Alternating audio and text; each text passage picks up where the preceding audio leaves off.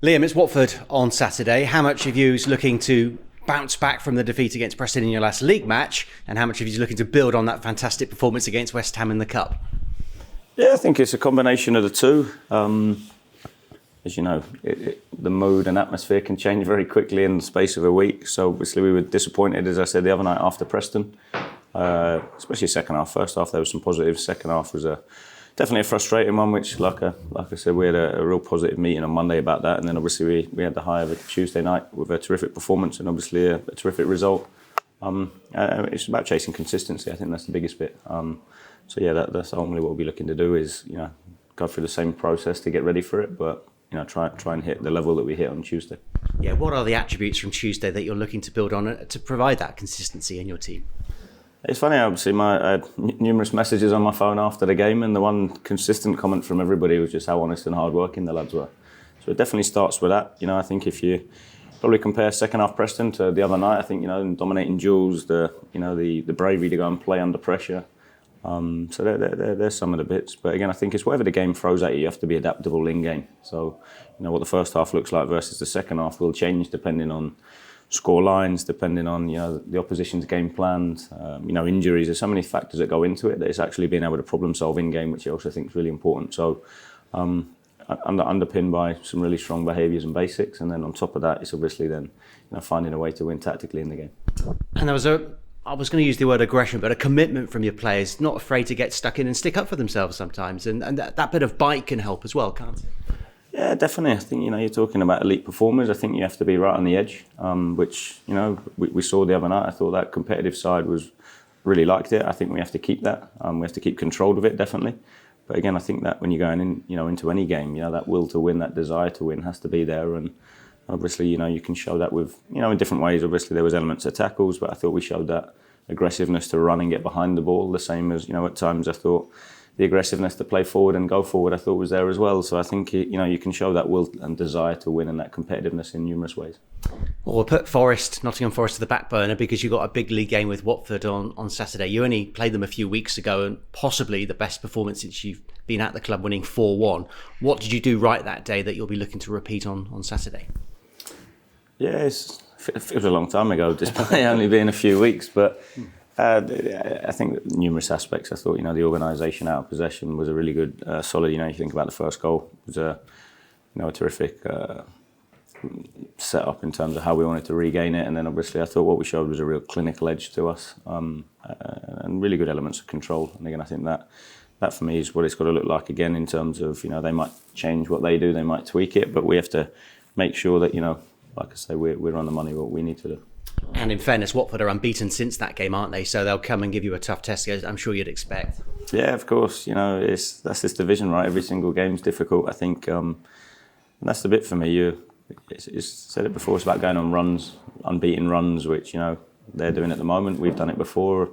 It's impossible to predict if you were to go through the fixtures in the Championship and try and predict them before.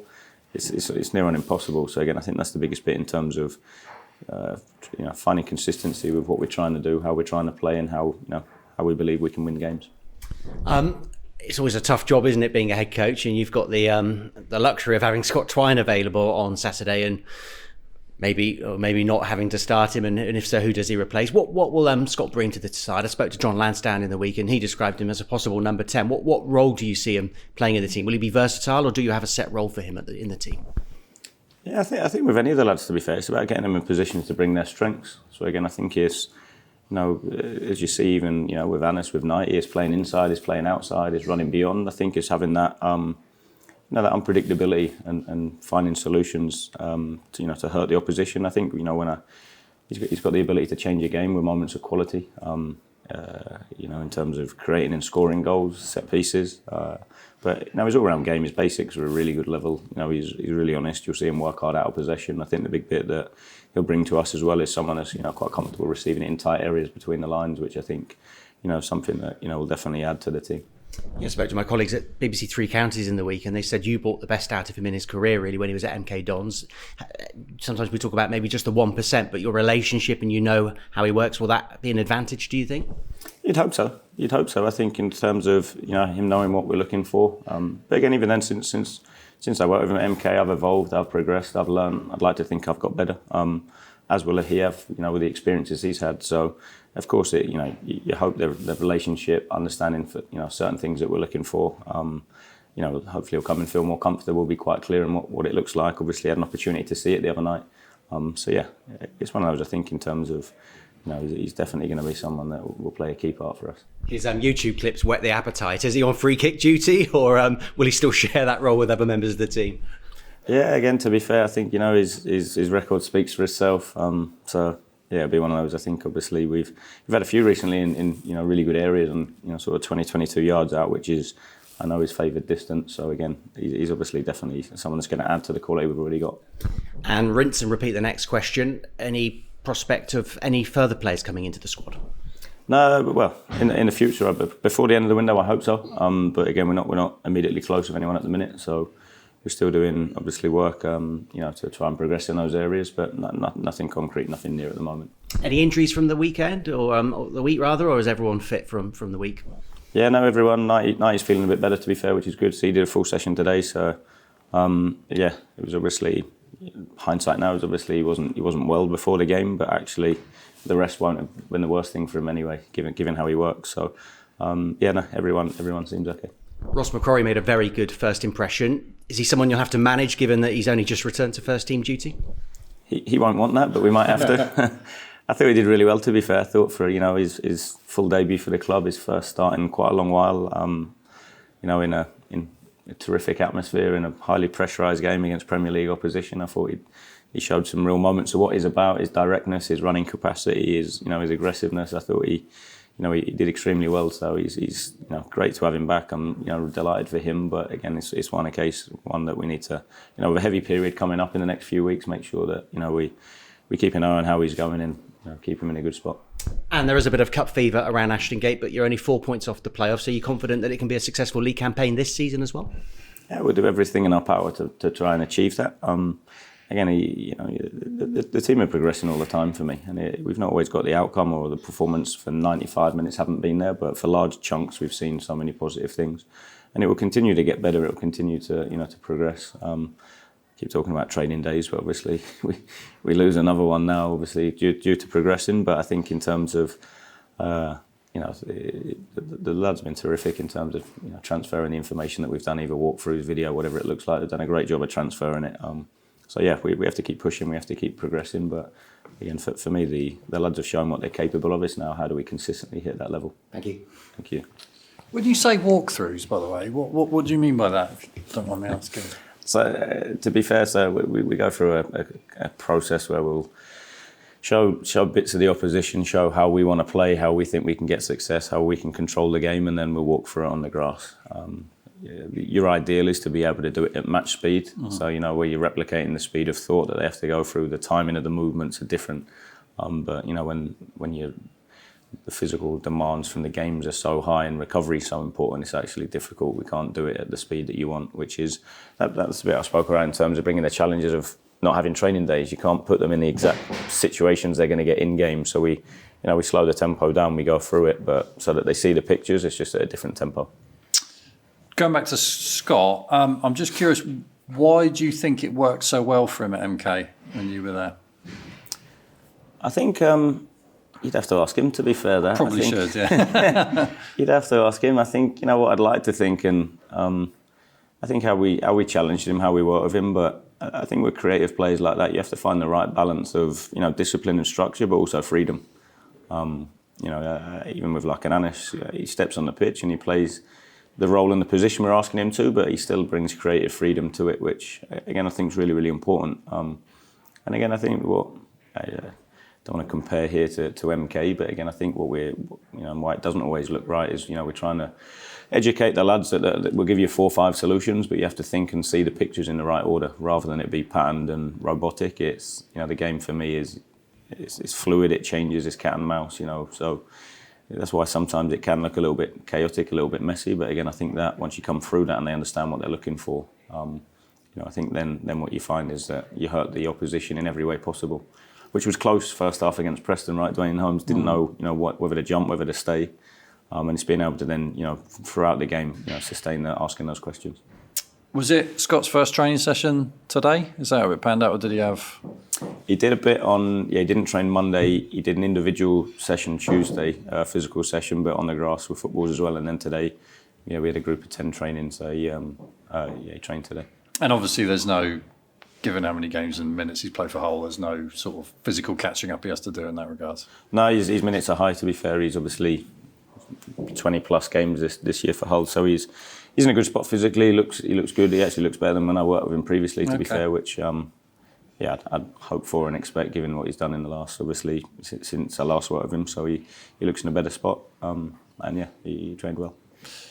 On the transfer window, have to ask one question at least. You mentioned about hopefully more additions. Would that still be towards the final third of the pitch? Yeah, towards the top end, I think. Someone that can, again, have impact and bring competition in those areas. So it's tough. Everybody's looking for those positions, so it's not easy. But yeah, we'd like to be that area of the pitch. I've seen quite a few. Actually, John mentioned it on the Richard show the other day. I saw John Musinho talk about it as well. How the African Cup of Nations and kind of what Premier League clubs are doing at the moment is having a little bit of an impact because certain players are being held on to, and that may not be the players that you're going for or other clubs are going for, but it's just the market is a bit static because of that. I just wondered if you had any sort of viewpoint on that. Yeah, I think combination. I definitely think that brings challenges, right? I think, and rightly so, clubs want to make sure that they look after themselves first, which I think 100% we'd be exactly the same. So again, potentially holding bodies back might be one. I also generally think it's just it was the same in the summer. I think across the game, I think there's everybody's after similar profiles. Everybody's after attacking players that can score goals, and there just seems to be less around. I think in terms of the volume of quality available. So. Yeah, I wouldn't say it's just AFCON. I'd say it's a bigger thing in terms of the challenges of finding and recruiting players for the level across all levels of the game. Tommy spoke after the game on Tuesday. I don't know if you saw. He said that you would be up till 3 a.m. clipping for all the players to see today. I just wondered what time you were up till after the game. Yeah, I was up till quite. I actually didn't watch it. I've watched it back, but I didn't do it when I got back. I drove back to see family, so I didn't get back till late. But I have done it. He stitched you there, He's killed me. Yeah, he's killed me. No, I've said to you before, I'm obsessive. I'm terrible for it. So yeah, I can't not watch it and clip it. The team and the individual stuff, because I think you have to. I think we have to role model what we want the behaviours to be in the players. So if we want them to be obsessed, if we want them to be driven, if we want them to learn and get better, we have to live it ourselves, me included.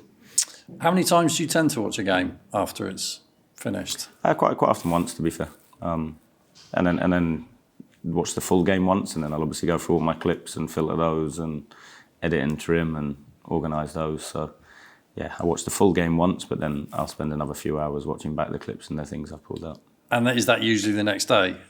Yeah, across the 24 hours after the game. Yeah. Right, okay. And then we'll sit players. So today I'll be pulling a few players individually to show them bits, or I might pull the back line to show them certain bits. So it's constant. And we spoke about it before. I think we've definitely got better at how much.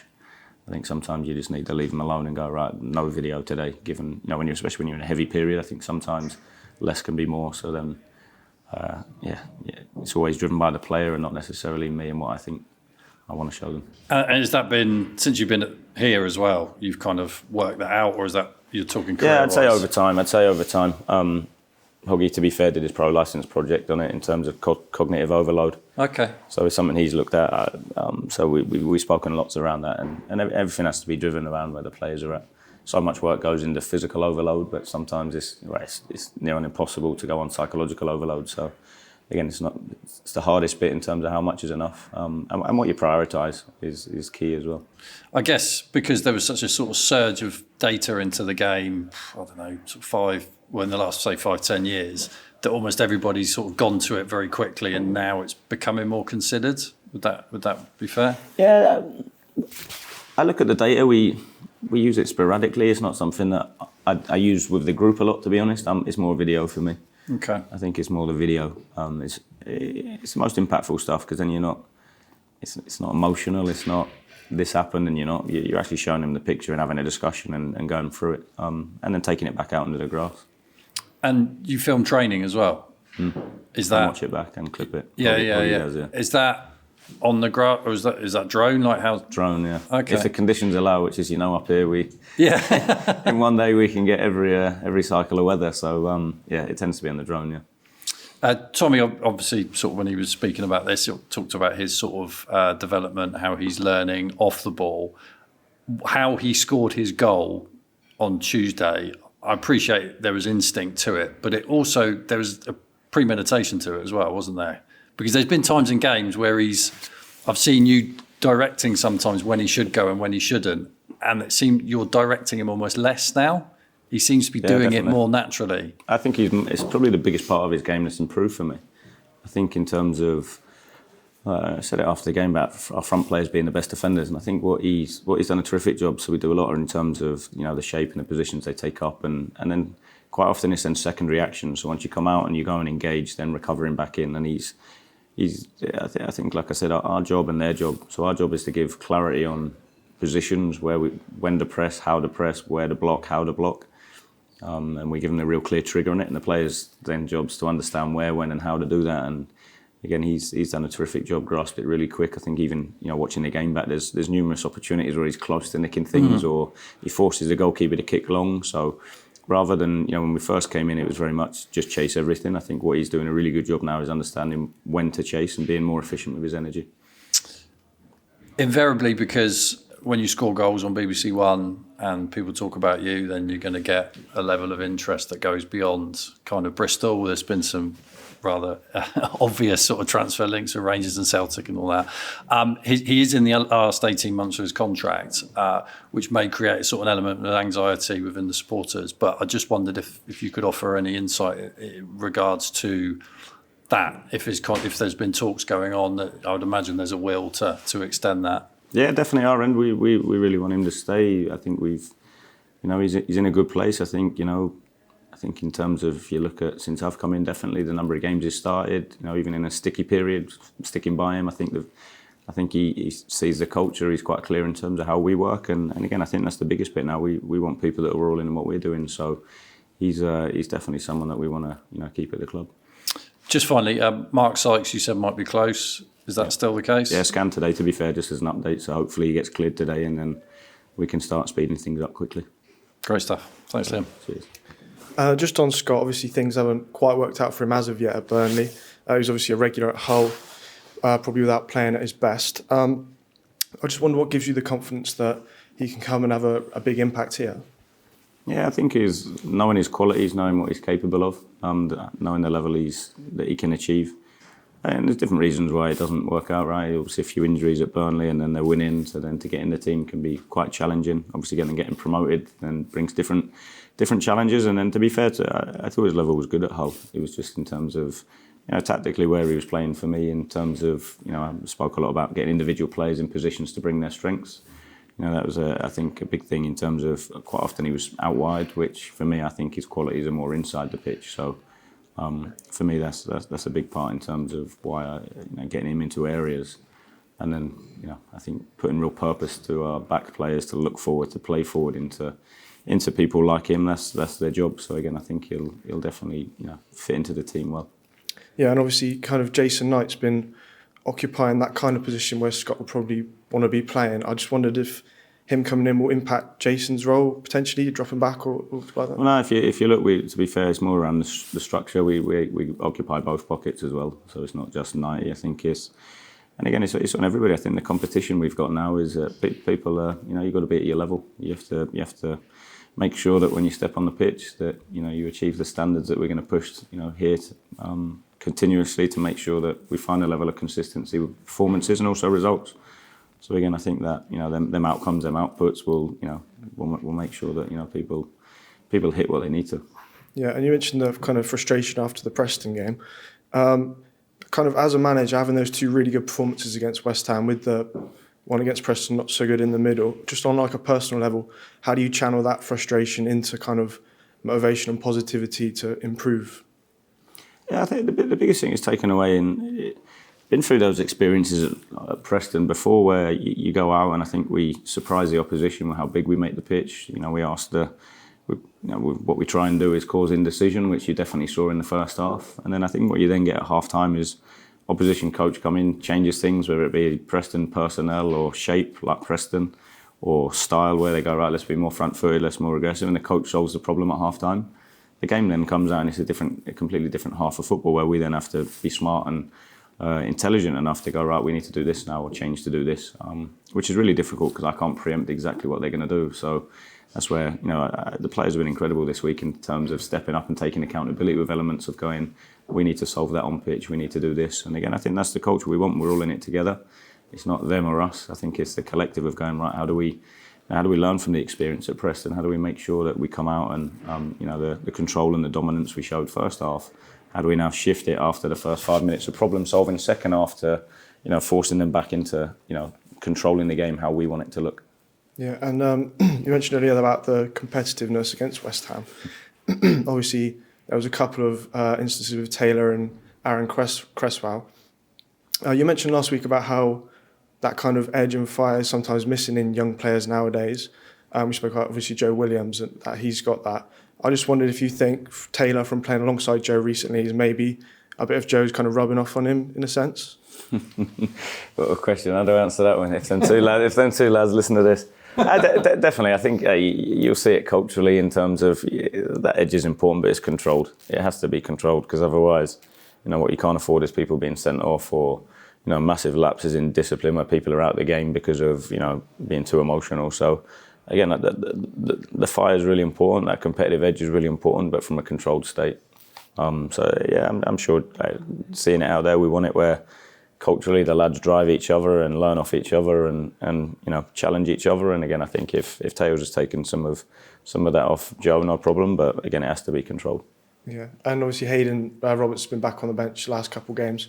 Obviously Cam being so impressive at left back so far. I just wondered what you've seen from him on the grass. You said you were looking forward to working with him. Has that kind of come true? Yeah, the bits I've seen in training, he's done really well, to be fair.